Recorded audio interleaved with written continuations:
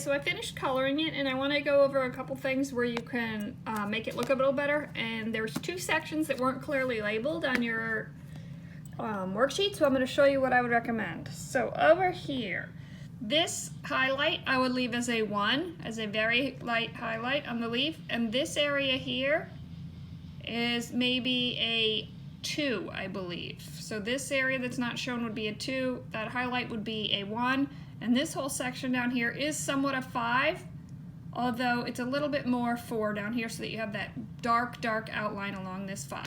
So here's what I have drawn, and I see I'm comparing it to this, and it looks like my 4s aren't dark enough on here, and my 1s aren't bright enough. So this right here should be the highlight or the brightest part. I'm actually going to go in and erase most of it so that that is the bright highlight on the apple where the light's hitting it.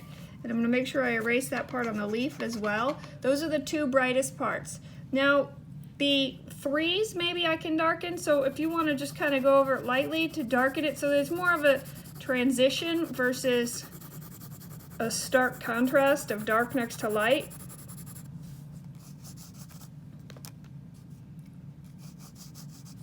And sometimes you can give a little bit more darkness to the outside so that it looks a little bit more dimensional, which they don't have that included.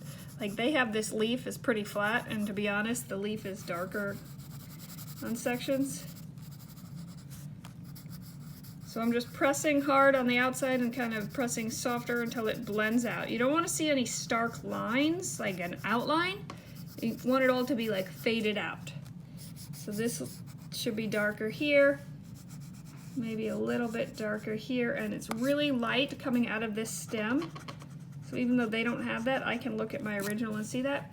And there's an apple drawing and your value scale. When you turn in your assignment, you want to have both of these in the picture so that I can see you comparing and matching up your values.